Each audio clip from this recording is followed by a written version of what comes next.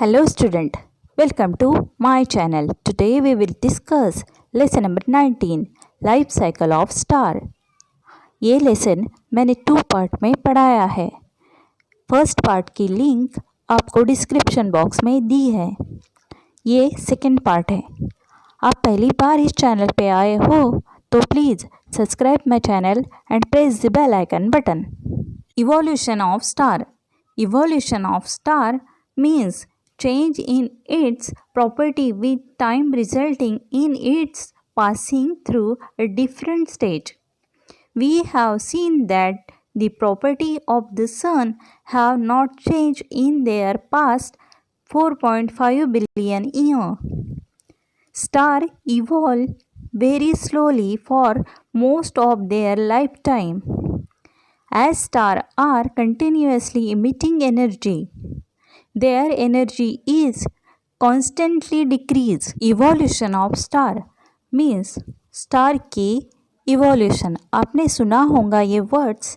Star की evolution का मतलब है समय के साथ स्टार की प्रॉपर्टी मीन्स गुणधर्मों में चेंजेस होना, उसका डिफरेंट स्टेज में चेंज होने की प्रोसेस को कहते हैं। हमने शुरुआती पार्ट में देखा है कि पिछले 4.5 बिलियन वर्ष में सन की प्रॉपर्टी में कोई बदलाव नहीं हुआ है। स्टार का इवोल्यूशन वेरी स्लोली मीन्स धीमी गति से होता है। स्टार से लगातार एनर्जी इमिटिंग होती रहती है, उसकी वजह से स्टार की एनर्जी लगातार डिक्रीज मीन्स घटती रहती है। For their stability to remain intact, that is, for maintaining a balance between the gas pressure and the gravitational force, it is necessary that the temperature remain constant. For the temperature to remain constant, energy must be generated inside the star. Star की stability हमेशा बने रहने के लिए gas pressure and gravitational force इनमें समतोल balance रहने के लिए स्टार का टेम्परेचर कांस्टेंट रहना चाहिए, और टेम्परेचर कांस्टेंट रहने के लिए स्टार में एनर्जी निर्माण होना यानी जनरेट होना वेरी इम्पॉर्टेंट है। स्टार के सेंटर में फ्यूल के बर्न होना मीन्स जलने से यह एनर्जी जनरेट होती रहती है। This generation of the energy occur because of burning of fuel at the centre of the star. The reason for the evolution of star is the burning of and therefore the decrease in the amount of fuel in their center. When the fuel in the center finished, the energy generation stop. As the result, the temperature of the star start decreasing. Star की evolution का कारण उसकी centre का fuel burn means जलना और उसकी amount means मात्रा का डिक्रीज होना है। फ्यूल फिनिश होने पर एनर्जी जनरेट होना भी बंद हो जाता है और स्टार का टेम्परेचर भी कम हो जाता है। Due to the decrease in the temperature, the gas pressure decrease and the balance between gas pressure and gravitational force cannot be maintained. As the gravitational force is now higher than gas pressure, the star start contracting. This causes another fuel to start burning. Example, when hydrogen at the center is finished, helium start undergoing fusion and energy generation start again. How many fuel will be used depend on the mass of the star. Temperature का कम होने से gas pressure भी कम हो जाता है और वह gravitational force को मेंटेन नहीं रख पाता है। ग्रेविटेशनल फोर्स अब गैस प्रेशर से अधिक होने के कारण स्टार कॉन्ट्रैक्टिंग मीन्स आकुंचित हो जाता है। इसका रीज़न है दूसरे फ्यूल का उपयोग होता है।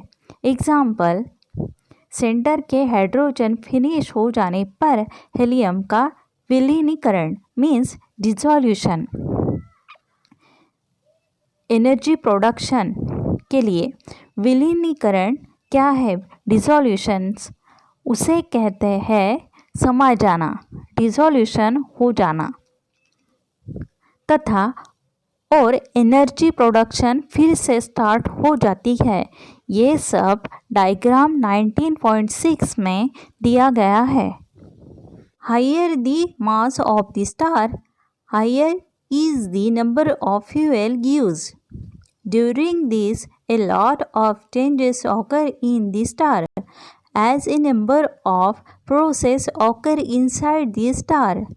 Each sometime contract and expand at other time, and the star goes through different stages. When all the possible fuel are exhausted, the energy generation finally stops and the temperature of the star starts decreasing. The balance between the gravitational force and gas pressure cannot be maintained. Let us now see how the evolution of the star end and what the end stage of the star. ऐसे एक के बाद एक fuel का use होना ये mass of star पर depend करता है। किसी स्टार का मास ऑफ स्टार जितना अधिक उतना ही अधिक फ्यूल का उपयोग होता है। इस दरम्यान होने वाले डिफरेंट प्रोसेस के कारण स्टार का कॉन्ट्रैक्ट और एक्सपांड मीन्स आकुंचन और प्रसारण होता है तथा स्टार डिफरेंट स्टेज से जाता है। सभी फ्यूल का समाप्त होने पर एनर्जी जनरेशन पूरी रूप से बंद हो जाती है और स्टार का तापमान मीन्स टेम्परेचर कम हो जाता है। इसलिए gas pressure and gravitational force balance और मेंटेन नहीं रहता है। अब स्टार का इवोल्यूशन रुक जाता है और अब स्टार की एंड क्या है ये हम आगे देखेंगे। End stage of star, the higher the mass of the star faster is its rate of evolution. The different stage during the evolution of the star which is the path of evolution of the star also depend on its mass. How does the evolution finally stop? Star का मास जितना अधिक उतने ही अधिक faster rate से evolution होता है। Star की evolution में आने वाली डिफरेंट स्टेज अर्थात स्टार के इवोल्यूशन का मार्ग यह भी स्टार के मास पर डिपेंड है।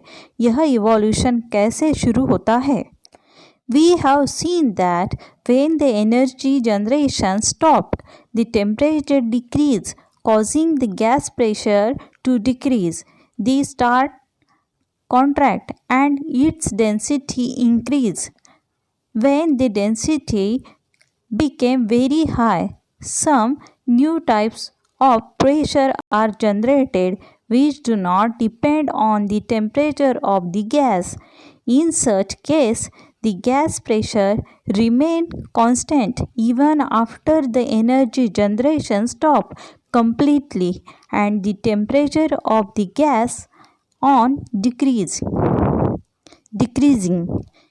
The stability of the star can remain intact forever and this can be considered as the end stage of the star. हमने देखा है कि स्टार से जनरेट होने वाली एनर्जी स्टॉप हो जाती है और टेम्परेचर भी कम हो जाता है। स्टार कॉन्ट्रैक्ट होकर उसकी डेंसिटी बढ़ जाती है। गैस की डेंसिटी बहुत अधिक होने पर उससे कुछ ऐसे प्रेशर निर्माण होते हैं जो टेम्परेचर पर डिपेंड नहीं रहते हैं। ऐसी परिस्थिति में भी एनर्जी की प्रोडक्शन कम्प्लीटली स्टॉप होने पर भी तथा स्टार का टेम्परेचर कम होते जाने पर भी प्रेशर कांस्टेंट रहता है। इसी के कारण स्टार की स्टेबिलिटी कायम रह सकती है। वह यही स्टार की अंतिम लास्ट स्टेज होती है। There are three ways of evolution of star depending on their initial mass. Thus, we can divide star in three groups. The path of evolution and end stage for all stars in the same group is the same. Let us learn more about it. Star के initial mass के अनुसार उसके evolution के three ways means मार्ग है। इस तरह हम स्टार को थ्री ग्रुप्स में बांट सकते हैं। एक ग्रुप के सभी स्टार की इवोल्यूशन वेज end end stage of star समान होती है। इस बारे में हम मोर इन्फॉर्मेशन लेंगे आगे। First, and stage of star having initial mass less than 8 times the mass of the sun.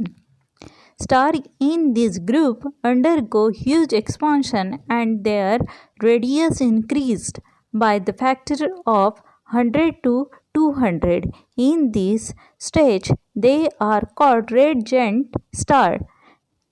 This name is given because of large size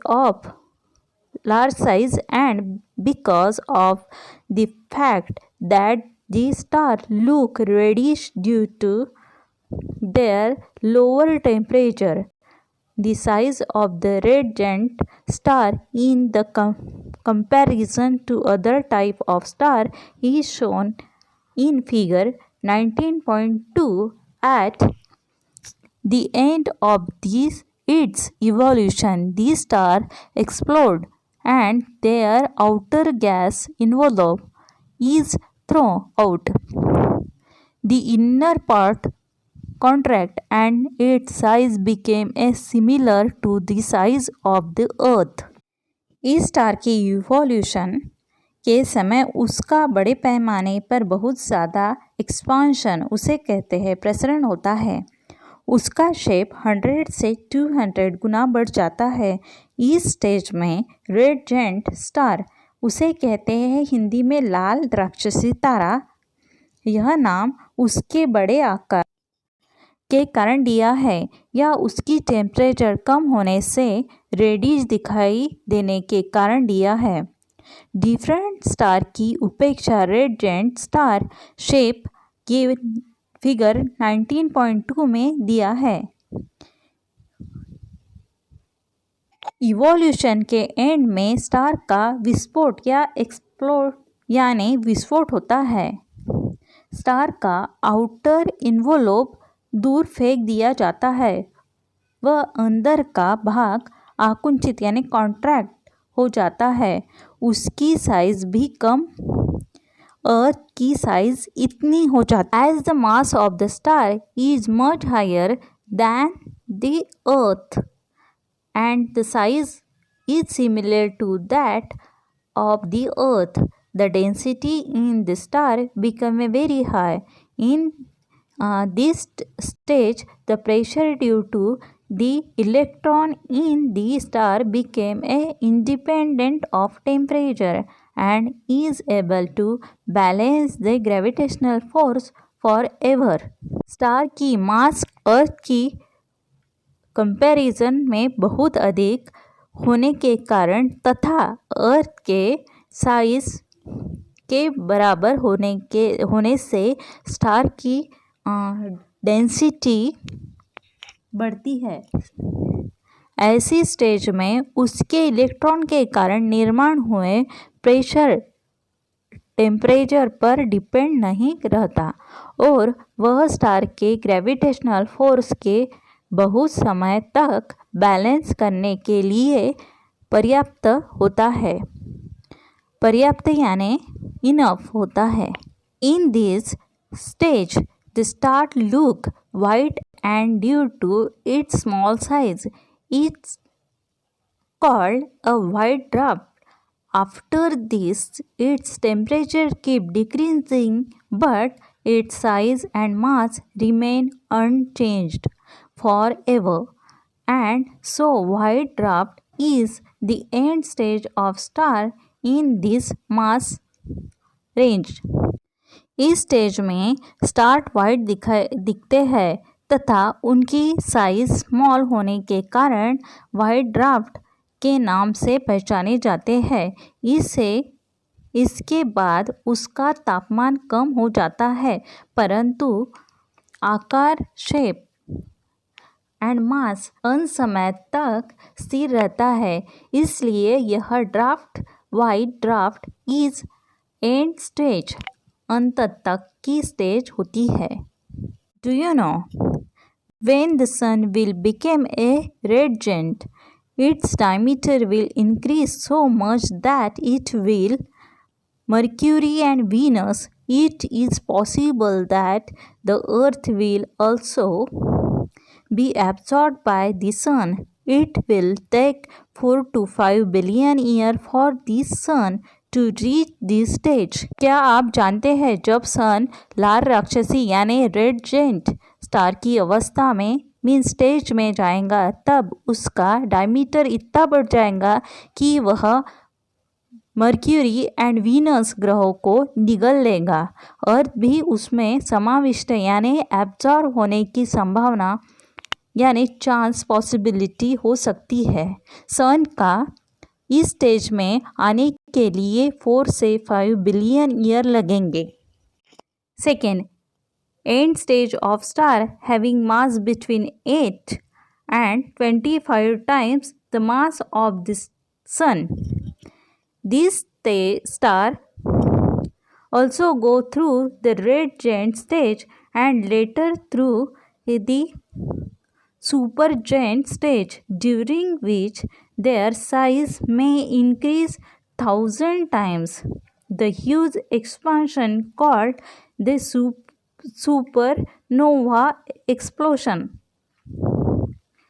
which occur at last, is very powerful and so much energy is given off that we can see the star during the day also. ये star भी ऊपरी star के समान red gent and बाद में super gent stage में जा सकता है। सुपर जेंट स्टेज में उसकी साइज 1000 गुना बढ़ जा सकती है। उसके अंत में होने वाले सुपरनोवा एक्सप्लोशन बहुत शक्तिशाली होता है तथा उससे प्रचंड मात्रा में एनर्जी निकलने के कारण ये स्टार दिन में भी दिखाई दे सकते हैं। सुपरनोवा एक्सप्लोशन से बचा हुआ सेंट्रल का भाग कॉन्ट्रैक्ट होकर उसकी साइज लगभग 10 केमी हो जाती है। इस स्टेज में वह संपूर्ण रूप से न्यूट्रॉन का बना होता है, इसलिए इसे न्यूट्रॉन स्टार कहते हैं। स्टार का न्यूट्रॉन के कारण प्रोड्यूस हुआ प्रेशर एंड टेम्परेचर पर डिपेंड नहीं होता एंड वह फॉरएवर कैपेबल होता है ग्रेविटेशनल फोर्स को बैलेंसिंग करने में। न्यूट्रॉन स्टार यह इस तारों की अंतिम लास्ट स्टेज है।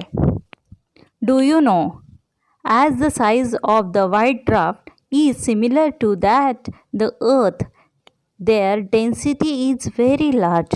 One spoon material of the white dwarf will weigh a few tons.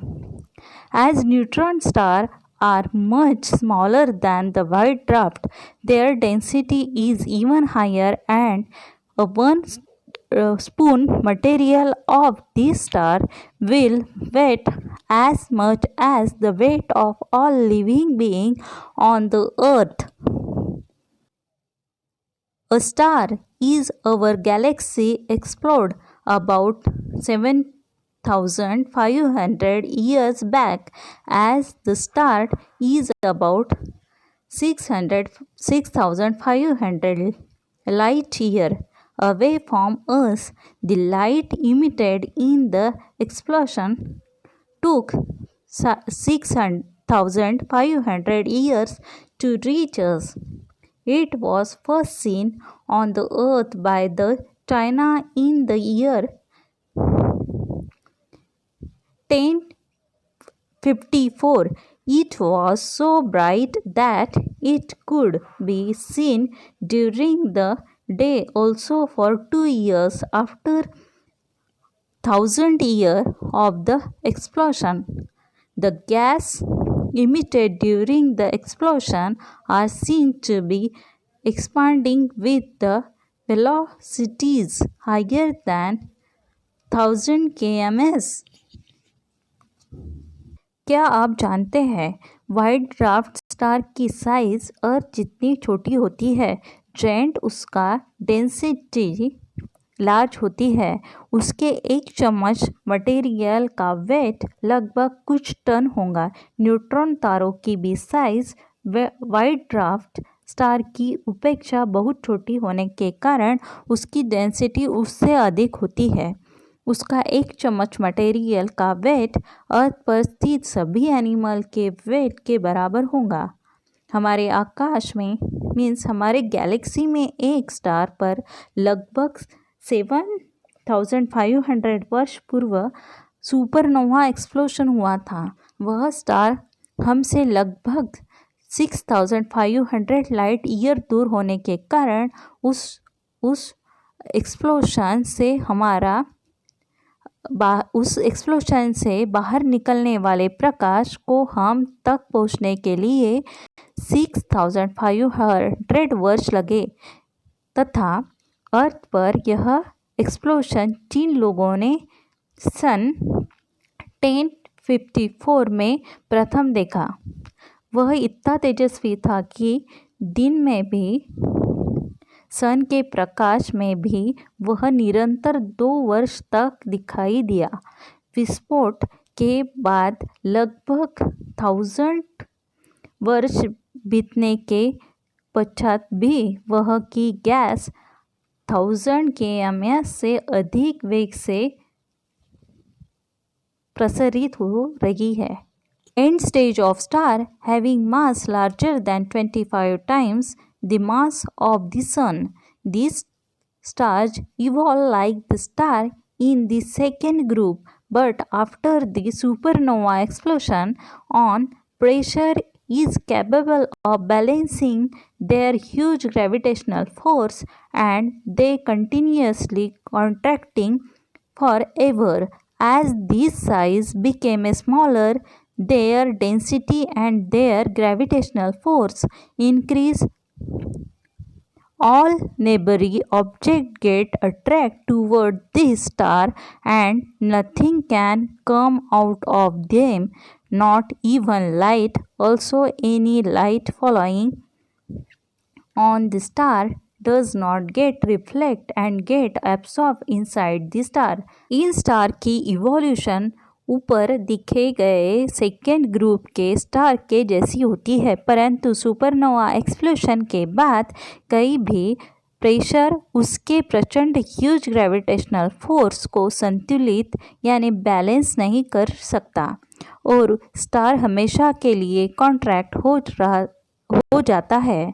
उसकी साइज धीरे धीरे छोटी होने के कारण उसकी डेंसिटी और उनका ग्रेविटेशनल फोर्स इंक्रीज होता है बहुत अधिक। इसलिए स्टार की पास की ऑब्जेक्ट स्टार की ओर अट्रैक्ट होती है तथा इस प्रकार के स्टार भी बाहर निकल नहीं सकते हैं। Thus we cannot see the star at all but can probably see minute black hole its place. This end stage of star is therefore called a black hole. Thus we have seen that depending on mass there are 3 paths of evolution and 3 end stage of star. These are shown in the following table. कि उसका प्रकाश भी बाहर निकल नहीं सकता, उस प्रकार star पर पड़ने वाले लाइट रिफ्लेक्ट न होकर स्टार की अंदर एब्सॉर्ब होता है। इस कारण हम स्टार को देख नहीं सकते हैं, उसके जगह हमें केवल एक ब्लैक होल दिखाई देगा। इसलिए इस अंतिम स्टेज को ब्लैक होल यह नाम दिया है। इस तरह हमने देखा कि मास डिपेंडिंग ऑफ मास के अनुसार स्टार के इवोल्यूशन के 3 पाथ है, उसकी लास्ट स्टेज होती है। ये ग्रीन बॉक्स में दिया है, नीचे दिए गए। Internal mass of the star and second and stage of the star less than 8 mass of sun, wide draft between 8 to 20 mass of sun, neutron star greater than 25 mass of sun, black hole। I hope ये video आपको helpful लगा होगा, तो please subscribe my channel.